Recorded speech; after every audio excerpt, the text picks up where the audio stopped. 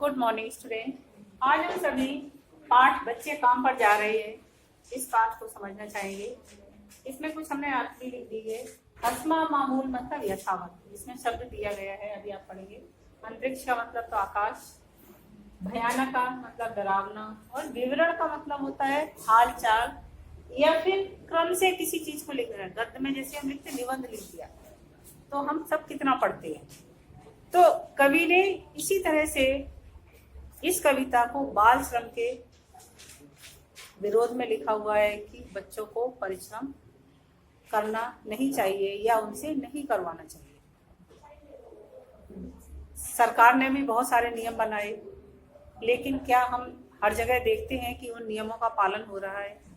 क्योंकि बच्चों पर अभी भी अत्याचार हो रहे हैं। उनको शिक्षा से, खेलने से वंचित किया जा रहा है। ना तो उन्हें शिक्षा प्राप्त हो रही है और ना उन्हें खेलने दिया जा रहा है। इसके साथ साथ समाज की जो आर्थिक समस्या है, यह सामाजिक समस्या भी है।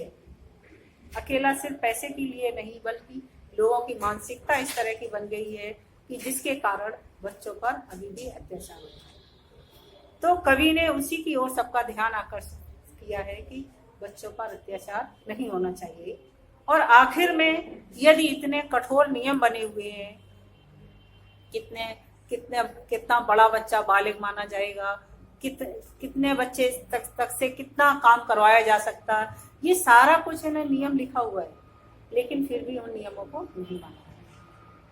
तो ये समस्या सिर्फ सरकार की ही नहीं है, बल्कि कवि सभी की ओर उसका ध्यान आकर्षित कर रहा है। यदि कोई कानून बना हो और सिर्फ पुस्तकों में ही लिखा रहे और उसको ना माना जाए, तो मानने वाले कौन है? हम सभी नागरिक जो इस देश में रहते हैं, उनका ही ये कर्तव्य है कि जो कानून बनाया गया है उसका हमें पालन करना चाहिए। कभी कभी आपने देखा कि सुरक्षा सप्ताह मनाया जाता है, तो सुरक्षा सप्ताह मनाने के लिए पुलिस वालों का क्या उसमें स्वार्थ?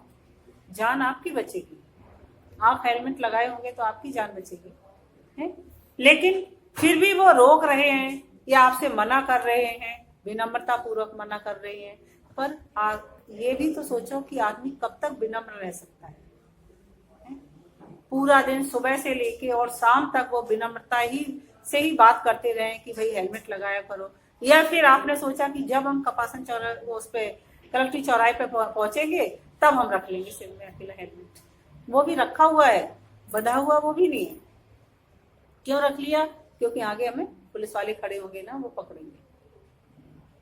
तो हमारी क्या मानसिकता है? आखिर में ये सारा करके हम क्या दर्शाना चाहते हैं?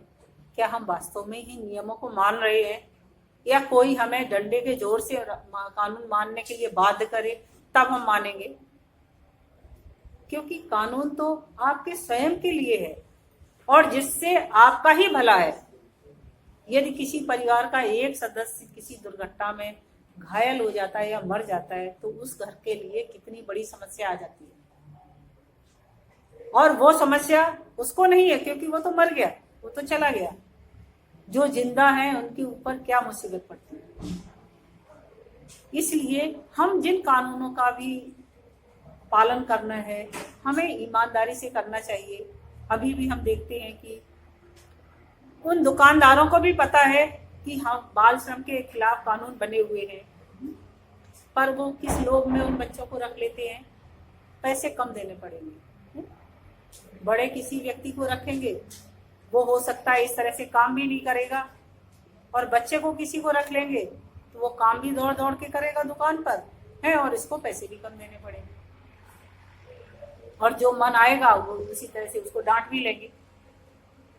तो पर उसकी मानसिक स्थिति पर क्या प्रभाव पड़ रहा है? क्या आपने कभी सोचा कि जो स्थिति समाज की बिगड़ती हुई जो व्यवस्था है, उसके को बनाने के लिए कौन जिम्मेदार है? क्या हम इतना अधिक प्रेशर रखते हैं बच्चों के ऊपर कि वो सारी आदतें उनके अंदर घर कर जाती हैं, और जब वो बड़े हो जाते हैं तो वो भी वही करना चाहेंगे, क्योंकि उन्होंने देखा ही बचपन से ऐसा है।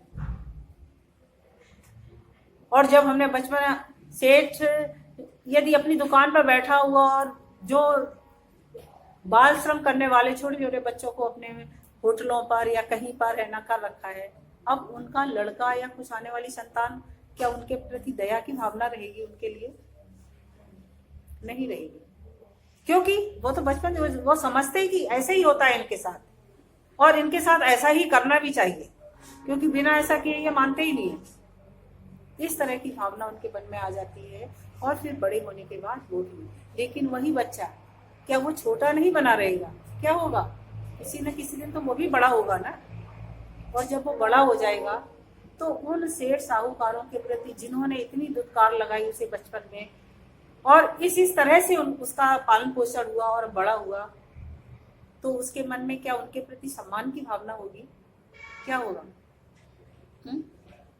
उनके प्रति भी उसी तरह की ईर्ष्या की भावना होगी। उसे भी यही लगेगा कि जिस तरह का इन्होंने हमारे साथ बचपन में किया था, यदि हमारा बस चले तो हम भी अब इनके साथ वैसा ही करें। क्योंकि तब तो वो छोटा था, इसलिए उसको सहन करना पड़ा वो, लेकिन अब तो वो बड़ा हो गया है, और बड़ा होने के बाद अब हो सकता है कि किसी कारणवश कहीं कुछ करने भी लग गया, तो उनके प्रति कभी भी आदर भाव नहीं रहेगा उसके मन में।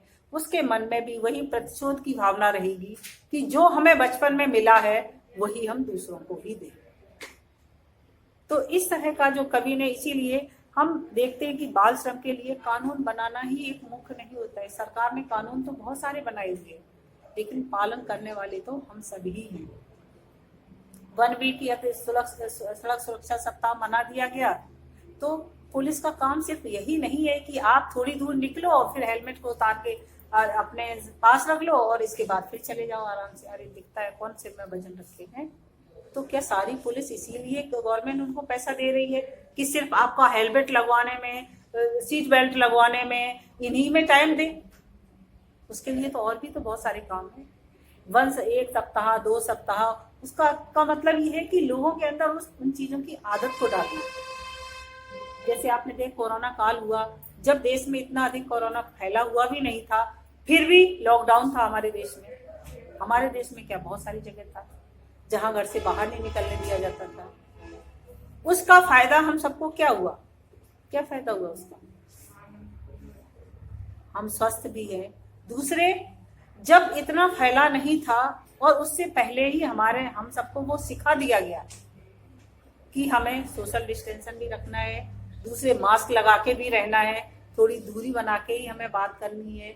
इस तरह का यदि हमें पहले से ही सिखा दिया गया, तो हमारी जो पॉपुलेशन है पूरे वर्ल्ड में, उसके अकॉर्डिंग कम से कम 4-5 करोड़ व्यक्ति यहाँ पर कोरोना पॉजिटिव होने चाहिए, और वो संख्या नहीं हो पाई। और यदि वही अमेरिका में 33 करोड़ है, उसमें भी है ना कितने सारे लोग हैं जो अपने देश से भी दुगने हैं। क्यों? जब वहां पर फैल गया और उसके बाद उन्होंने लॉकडाउन किया, तो तब क्या होगा? व्यक्ति जब तक से उसके अंदर तो घरों में ही घुस चुका है। वो घर के किसी एक व्यक्ति को होगा तो तुमने लॉकडाउन भी कर दिया, अब तो वो पूरे परिवार को ही ले जाएगा ना वो। और उस समय वो घर से बाहर भी नहीं निकलने दे रहे। जब हम स्वस्थ हों, पूरा परिवार हमारे साथ हो, तब तो कोई प्रॉब्लम नहीं, हम अपने घर के अंदर रह लेंगे, क्योंकि खाने पीने की व्यवस्था तो कर ही रखी थी। आप देखते थे घर गाड़ियां सामान, सब्जी और वो देने के लिए आती थी, है? तो वो सारी व्यवस्था थी। हम सभी स्वस्थ है तो घर के अंदर रह रहे हैं, तब कोई दिक्कत नहीं। लेकिन ये उनमें से पता भी नहीं है कि इन जो 10 व्यक्ति घर के अंदर रह रहे हैं उनमें से एक पॉजिटिव है। और यदि पता हो तब तो ठीक है, उसको अलग कर दिया जाए, लेकिन किसी को पता भी नहीं है। थोड़े दिन बाद क्या होगा? 2 दिन, 4 दिन, 10 दिन बाद पूरा घर ही पॉजिटिव है। वही स्थिति ये हुई। तो हम कोई चीजों को सीखते हैं। ये सड़क सुरक्षा सप्ताह या कोई भी कानून इसीलिए किया जाता है कि यदि हम 1 वीक 2 वीक भी उस आदत को डाल लेंगे कि हमें घर से बाहर निकलना, यदि 2 व्हीलर पे है तो हमें हेलमेट लगाना है, यदि 4 व्हीलर पे है तो सीट बेल्ट लगाना है, हमें कहाँ पे अपनी लाइट को ऑन करना, कहाँ ऑन करना, कैसे हमें निर्देश देना है, वो सारी चीजें यदि हम 1 वीक या 2 वीक में सीख जाएंगे तो फिर हमारी आगे आदत हो जाएगी और फिर हमें वही करना है। लेकिन हम सिर्फ इस डर से कर रहे हैं कि यदि वहां जाएंगे ना तो वहां पुलिस वाला खड़ा होगा और फिर वो हमसे कहेगा। इस डर से यदि हमने किया है तब तो आप नहीं सीखोगे। कितने भी सड़क सुरक्षा सप्ताह निकल जाएंगे फिर भी आप नहीं सीखोगे। तो इन सारी बातों को कवि ने इसीलिए लिखा हुआ कि बच्चों को हम देखते, हमें पता है कि ये कानून बना हुआ है कि इन बच्चों से काम नहीं करवाना, वो दुकान वाले, वो होटलों वाले सब करवा रहे हैं, और हम सब भी जो वहां खाने के लिए जा रहे, देख रहे, बैठ रहे, और खा रहे, और वही बच्चे हमें लाला के दे रहे हैं, फिर भी हम चुप हैं। क्यों चुप है? हम सोचे हमें क्या करना, वो तो दुकान वाले का मामला है, वो जाने, होटल वाला जाने क्यों करवा रहा है, हमें क्या काम। लेकिन आपका भी उत्तरदायित्व, यदि आपने देख रहे हैं कि बच्चा छोटा है और दुकान पे काम कर रहा है, आप तो वहां होटल वाले को पैसे दोगे तब वो खाना दे रहा है, कोई फ्री में तो दे नहीं रहा है कि भाई हम चुप रहे, चुपचाप खा के निकल जाए, अपने क्या करना है। तो फिर आपको कम से कम इतना तो कहना चाहिए कि भाई इन बच्चों को क्यों रखा है, लेकिन हम क्यों बुराई है, समाज में क्या अन्याय हो रहा है, हम सोचते हम क्यों बुरे हो, करने दो। और यदि हमने कह भी दिया किसी कारण से, तो दुकान वाला बोलेगा कि अरे भैया हम तो रखती नहीं थी, जबरदस्ती हाथ पांव जोड़ने लगा, इसकी स्थिति ऐसी थी, इसके फादर भी साथ में आए थे कि रख लो, कुछ पैसे आएंगे तो कम से कम स्कूल में क्या रखा है, वहां तो जाता है चला आता है। इसलिए हमने रखी है, हम तो इसकी सहायता करने के लिए हमने रखी है। तो इस तरह की स्थिति यदि हम अपनी, और जबकि गवर्नमेंट में स्कूलों में बच्चों को खाने के लिए, वहाँ किताबें और सब कुछ, जाने के लिए सब कुछ दिया जा रहा है, सिर्फ बच्चे को स्कूल तक पहुंचना है, और फिर भी बच्चे नहीं जा रहे। क्यों नहीं जा रहे हैं? क्योंकि उनके पेरेंट्स बिना पढ़े लिखे हो, समाज के लोग हैं जो उन चीजों को निग्लेक्ट कर रहे हैं, हमें क्या करना है, उनकी जो ये प्रवृत्ति है कि हमें क्या करना है, वो जाने, उनकी समस्या है, क्यों नहीं जा रहे तो वो जाने। तो इस तरह की जो प्रवृत्ति है उसको लेकर के लेखक ने लिखा है कि इसको विवरण की तरह नहीं, बाल श्रम होता है। पहले तो 9th क्लास में कंपटीशन भी बोर्ड की तरफ से आता था, और उनमें देखे ये उसमें बच्चों को खुद ही लिख करके भेजना पड़ता था कि जहां भी बाल श्रम हो रहा होगा हम उसके खिलाफ आवाज उठाएंगे। यदि हम अभी इस उम्र में इन चीजों को दृढ़ संकल्प कर लेते हैं तो आगे आने वाले समय में हम उसको कर सकते हैं। नहीं हो सकता है तो आप देखते होंगे आपके घर पर है ना, काम करने वाली बाई आती है, या कोई भी व्यक्ति आता होगा यदि काम करने के लिए, कभी कभी आप देखते हो उसका बच्चा भी उसके साथ चला आता है। कभी आपने उससे पूछा कि बेटा तुम पढ़ते हो? बहुत छोटा हुआ तब तो नहीं, लेकिन वो पढ़ने लायक है, जा सकता है, तो आप पूछते, या फिर बाई से ही पूछ लो कि अरे भाई तुम्हारे क्या बच्चे हैं, कहाँ पढ़ते हैं, क्या है? तो वो क्या बोलेगी, हमारी बड़ी बेटी है और एक छोटा बेटा है, तो बड़ी बेटी उस छोटे बच्चे को रखती है और मैं काम पे आ जाती हूँ।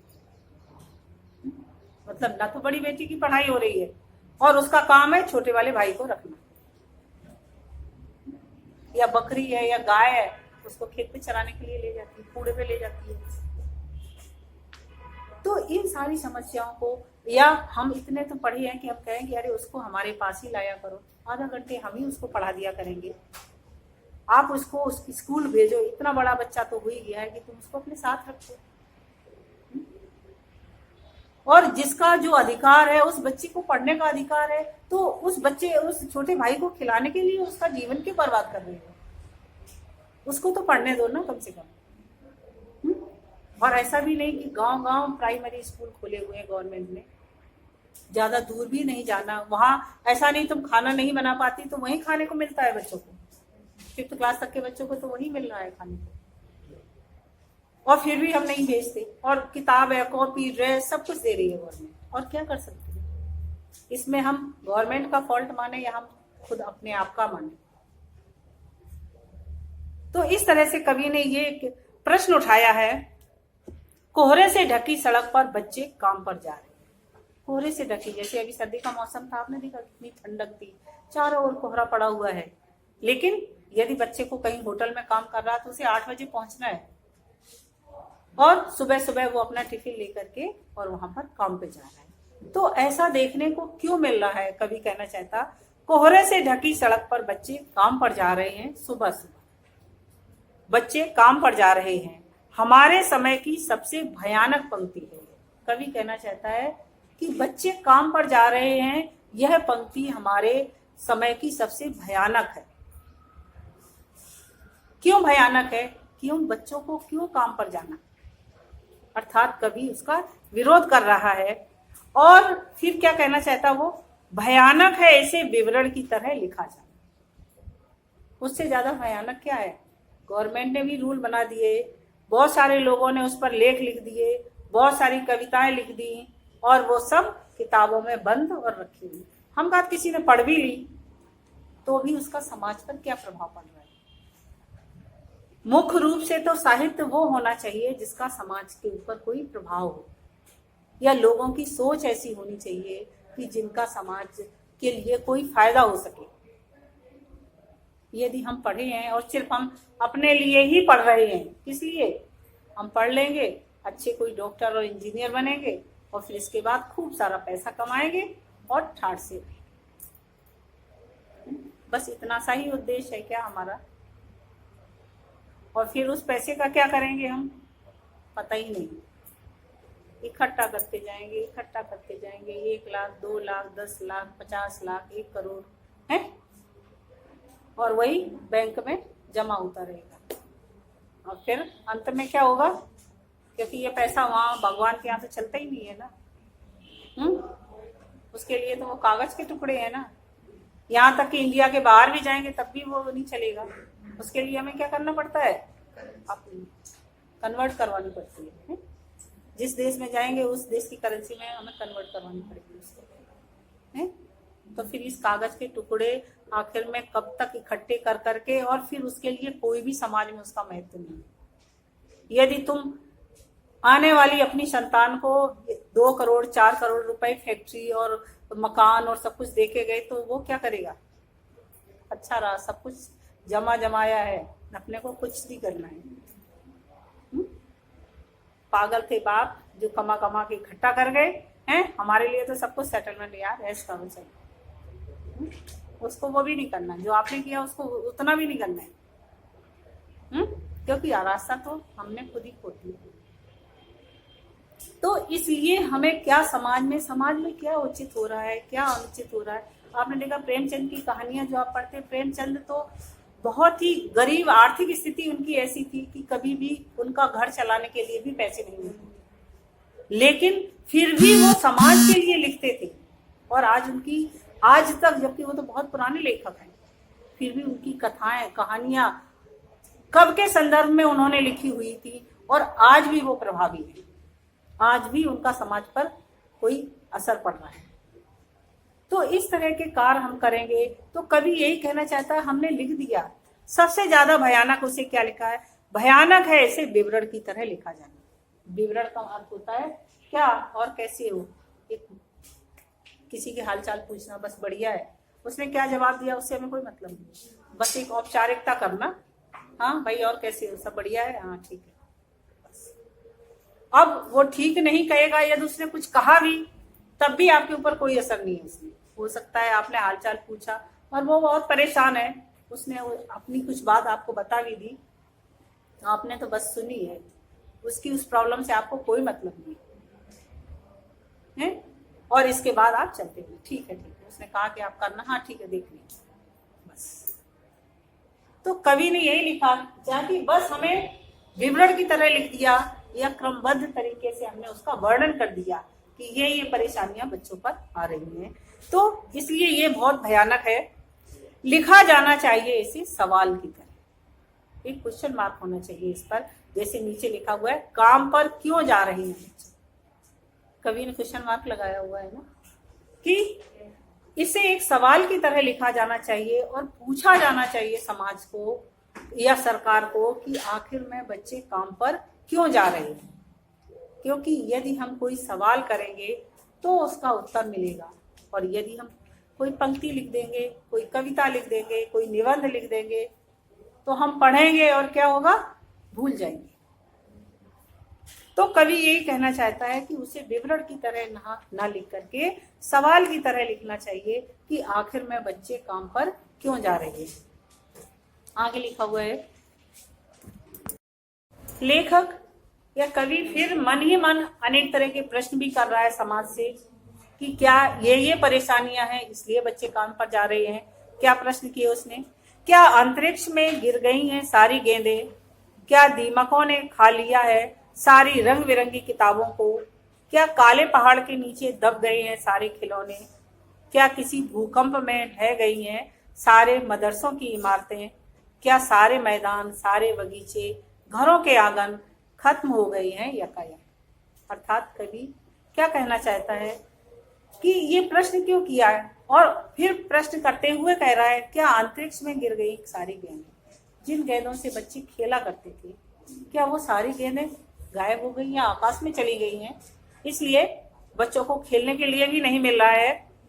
क्या दीमकों ने खा लिया सारी रंग बिरंगी किताबों को? आप देखते छोटे बच्चे किन से पढ़ना ज्यादा पसंद करते हैं? एप्पल लिखा हुआ है, एप्पल ए हम तभी सीखते जब उन्हें उसमें एप्पल बना हुआ होगा।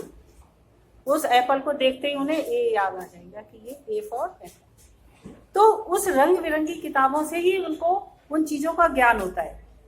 तो कभी यही कहना चाहता, क्या वो सारी रंग बिरंगी किताबें जो बच्चों को पढ़ने के लिए आई हुई थी, क्या वो रंग दीमकों ने खा ली है? क्या काले पहाड़ के नीचे दब गए हैं सारे खिलौने? जिन खिलौनों से बच्चे खेला करते थे, क्या वो सारे खिलौने एक किसी पहाड़ के नीचे दब गए हैं, इसलिए अब खिलौने भी नहीं रहे, इसलिए बच्चे किससे खेले? क्या किसी भूकंप में ढह गई हैं सारे मदरसों की किताबें, मदरसों की इमारतें? या कोई इतना भयंकर भूकंप आया कि जितने जितने विद्यालय या मदरसे बने हुए थे वो ही सब गिर गए? बाकी सब तो सब कुछ है, लेकिन सारे विद्यालय और मदरसे गिर गए। तो क्या इस तरह का कोई भूकंप आया? क्या सारे मैदान, सारे बगीचे और घरों के आंगन खत्म हो गए हैं यकायक? कभी कहना चाहता है कि क्या जो मैदान जिनमें बच्चे खेलने के लिए जाते थे, या बगीचों में खेलते थे बच्चे, या घरों के आंगन में खेला करते थे बच्चे, क्या वो सभी कुछ खत्म हो गया है? क्या कहीं रहे ही नहीं? लेकिन कवि क्या कहता है कि नहीं, ऐसा भी नहीं हुआ। सारी तो फिर बचा ही क्या है इस दुनिया में? कवि कहता है कि जब ये सब कुछ खत्म हो गया है तो फिर इस दुनिया में बाकी क्या रह गया है?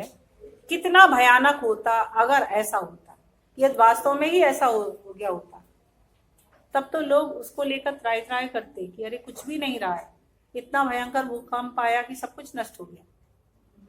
लेकिन क्योंकि ये समस्या बच्चों की है, इसलिए कोई ध्यान नहीं दे रहा है। तो कवि कहना चाहता है कितना भयानक होता अगर ऐसा होता, यदि ऐसा हो जाता तो कितना भयानक होता। भयानक है लेकिन इससे भी ज्यादा कि सारी चीजें हस्मा ममूल। हस्मा ममूल का अर्थ लिखा मैंने यथावत। सबसे भयानक ये है कि सब कुछ जैसा होना चाहिए था वो सब कुछ है। विद्यालय भी है, मदरसे भी है, और सारी चीजें यथावत।